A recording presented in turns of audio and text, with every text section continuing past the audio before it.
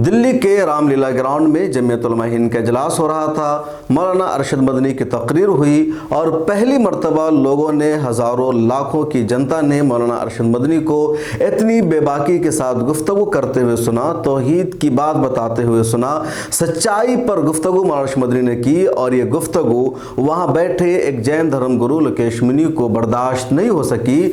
मौलाना अरशद मदनी की तकरीर के बाद वो स्टेज पर खड़े हो गए और अनाउंसर की इजाज़त के बगैर ही उन्होंने माइक अपने हाथ में ले लिया और डाइस पे खड़े होकर मौलाना अरशद मदनी के ख़िलाफ़ बातें की, इस्लाम के ख़िलाफ़ बातें की और कहा जो कुछ यहाँ पर बात की गई है मैं उससे एग्री नहीं करता हूँ। उन्होंने ज़बरदस्ती कुछ दूसरे धर्म गुरुओं को भी खड़ा करा दिया और कहा हम मौलाना अरशद मदनी की बातों से इत्तेफाक नहीं करते हैं।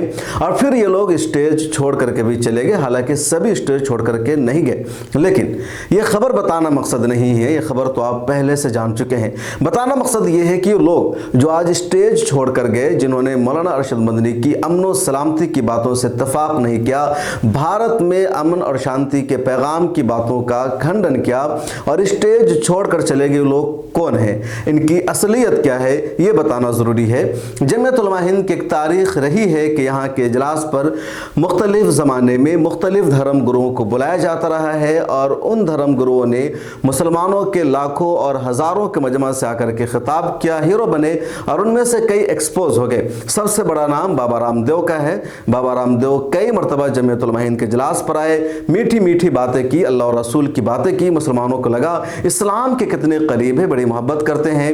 लेकिन बाबा रामदेव की असलियत अब सामने आ चुकी है, कुछ कहने की ज़रूरत नहीं है। ऐसी एक और बाबा है प्रमोद कृष्णाचार्य। एक ज़माना था जब जमीयत उलमा हिंद के इजलास में स्टेज पर आते थे, नात शरीफ पढ़ते थे, रसूल करीम सल्लल्लाहु अलैहि वसल्लम की तारीफ़ करते थे, मुसलमान खुश हो जाते थे। लेकिन अब इनकी असलियत भी सामने आ गई है। मौलाना बदरुद्दीन अजमल की दाढ़ी पर तबसरा करते हुए कह देते हैं कि बकरी की दाढ़ी, तो कभी इस्लाम का मजाक, कभी कुरान की तौहीन करते हैं। और अब जमीयत उलमा हिंद ने इनको भी बुलाना छोड़ दिया है।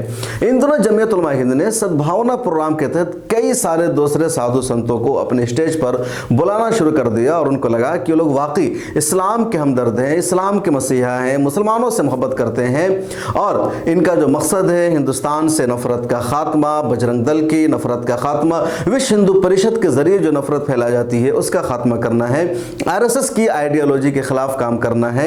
और इस वजह से जमीयत उलमा हिंद ने इनको बहुत ज़्यादा अहमियत दी। जमीयत उलमा हिंद के अलावा भी कई जगहों पर, कई मंचों पर लोग प्रोग्राम में आते रहे हैं और अपनी बातें करते रहे। इनमें से कई एक ईरान कल्चर हाउस के एक प्रोग्राम में मेरे साथ भी थे, जहाँ मैं मौजूद था। डॉक्टर सैयद फारूक साहब के घर पर एक प्रोग्राम था, वहाँ भी ये सब लोग मौजूद थे। आगे मैं उसकी और रुदात बताऊंगा। तो एक ग्रुप है इनमें का, जिसमें एक सुशील गोस्वामी जी हैं, एक और चंदन जी हैं, एक फादर हैं और ये लोकेश मुनि जैन हैं और भी कई लोग हैं। 4-5 लोगों का इनका एक ग्रुप है। इन लोगों ने अपना सब धर्म संसद नाम की एक ऑर्गेनाइजेशन बना रखी है। किसी एक को दावत मिलती, सब जगह लोग पहुंच जाते हैं। अब जब हर जगह लोग जाते हैं और मीठी मीठी बातें करते हैं तो लोगों को ये लगता है कि ये वाकई आरएसएस के खिलाफ, बीजेपी के खिलाफ है। लेकिन सच्चाई ये नहीं है।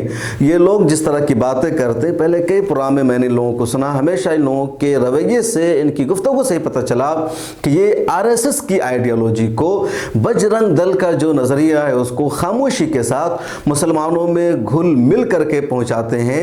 और जहां कहीं भी मुसलमानों की तरफ से कोई सही बात आती है, लगता है कि वहां पर आरएसएस या बीजेपी का नुकसान होगा, तो फिर वहां पर ये डिसएग्री कर जाते हैं। और आज भी ऐसा ही हुआ। मौलाना अरशद मदनी ने जो कुछ कहा उससे बहुत सारे मुसलमानों को भी एतराज़ है, क्योंकि मौलाना अरशद मदनी कहने लगे कि जो आदम है उसी को मनु कहते हैं, अंग्रेजी में एडम कहा जाता है, और जिसको हिंदू ओम कहते हैं, मुसलमान उसी को अल्लाह कहते हैं, अंग्रेजी में उसी को गॉड कहा जाता है, फारसी में उसी को खुदा कहा जाता है। लिहाजा सब के सब एक हुए, सब के सब एक ही आदम की औलाद हैं और सब बुनियादी तौर पर मुसलमान थे।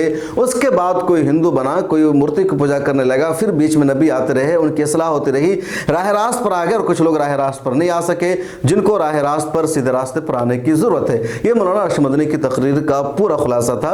और भी कई सारे धर्म गुरु बोलते हैं, हिंदू धर्म की तरफ से बार बार कही जाती है कि वो एक ईश्वर को ही मानते हैं, लेकिन उनका मानना यह है कि भगवान तक पहुंचने के लिए मुख्तलिफ देवी देवताओं की पूजा करना जरूरी है, उनके जरिए वहां तक पहुंचते। तो ये सारी बातें धर्म की मैं उस तफसील में नहीं जानना चाहता। अब मौलाना अरशद मदनी की इतनी प्यारी और खूबसूरत बात इस लोकेश मुनि को बर्दाश्त नहीं हो सकी। एक स्टेज पर चले गए और माइक अपने हाथ में लेकर के उन्होंने एक तरह से काबिल एतराज़ तबसरा किया, पूरे प्रोग्राम के मैसेज को ख़राब करने की कोशिश की और कहा हम इन बातों से एग्री नहीं नहीं करते और स्टेज छोड़कर चले गए। तो ये बाबा जिनको ये कहा जाता रहा है कि ये लोग इस एक तरह से अमन और शांति की बात करते हैं, आज एक्सपोज हो गए हैं। दुनिया ने देख लिया कि इनको स्टेज पर बुला करके लाखों मुसलमानों का मजमा दे करके एक तो इनको बोलने का मौका दिया जाता है और उसमें भी ये लोग हीरो बन जाते हैं या कभी मुसलमानों को नुकसान पहुंचा करके चले जाते हैं। और आज इन्होंने मौलाना अरशद मदनी के साथ ये किया। इन लोगों की सच्चाई यही है कि लोग उधर ही से जुड़े हुए हैं और इधर आते हैं। मौलाना उमैर इलियासी के प्रोग्राम में भी ये सभी लोग नजर आते हैं। इसी तरह का एक प्रोग्राम डॉक्टर सईद फारूक साहब के घर पर, तो ये तमाम बाबा वहाँ मौजूद थे और वो ऋषिकेश वाले बाबा जी को छोड़कर स्वामी जी ने अच्छी बात की, हम आगे बताएंगे। तो डॉक्टर फारूक साहब के घर पर एक प्रोग्राम थे, सारे लोग मौजूद थे। उसमें एक फादर साहब कहने लगे कि भारत सिर्फ 200 साल पहले से गुलाम नहीं बल्कि पिछले 1000 साल से भारत गुलाम है। अंग्रेजों ने गुलाम बनाया, उससे पहले मुगलों ने गुलाम बनाया, उससे पहले तुगलक खानदान ने गुलाम बनाया, उससे पहले कुतुबुद्दीन ऐबक ने गुलाम बनाया और सब लोगों ने भारत को लूटा। मैं उस प्रोग्राम की इत्तेफाक से निजामत कर रहा था। जब मेरी बारी आई तो मैंने उनको समझाया कि भारत की गुलामी का दौर सिर्फ ब्रिटिश दौर है, क्योंकि हुकूमत बरतानिया की हो रही थी भारत पर। भारत का अपना निज़ाम हुकूमत नहीं था। ईस्ट इंडिया कंपनी रूल कर रही थी जो बरतानिया की कंपनी थी, या ब्रिटिश एम्पायर भारत पर रूल कर रहा था। लेकिन जो मुग़लों का दौर है या उससे पहले कुतुबुद्दीन ऐबक या फिर उसके बाद अलाउद्दीन खिलजी या पूरा जो दौर मुस्लिम हुकूमतों का रहा है कई पीरियड में, तो वो लोग भले ही बाहर से आए थे लेकिन वो लोग यहीं के होकर रह गए, यहीं हुकूमत की, यहाँ के पैसा से उन्होंने यहीं की तरक्की की, यहीं की मैशत को बेहतर बनाया, यहाँ की अवाम की फलाह बहबूद के लिए सोचा। वो यहाँ का पैसा काबुल लेकर के नहीं गए, सऊदी अरब लेकर के नहीं गए, कुस्तुनतुनिया लेकर के नहीं गए थे, ईरान लेकर के नहीं गए थे, बल्कि यहाँ की दौलत उन्होंने यहीं पर खर्च की और हिंदुस्तान से हिंदुस्तान पर हुकूमत की। लिहाजा उस एरा को गुलामी का दौर नहीं कहा जा सकता है।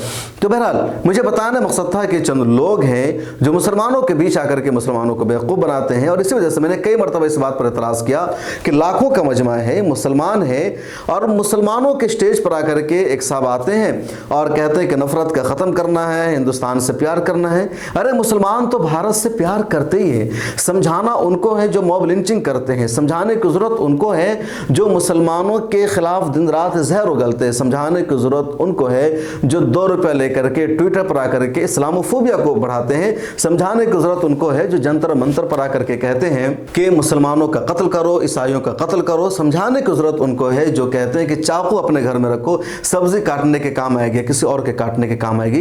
इस तरह की बातें वो करते हैं, तो उनको समझाने की ज़रूरत है। उनसे जो आवाम मुतासिर होती है उनके जहनों को साफ करने की ज़रूरत है।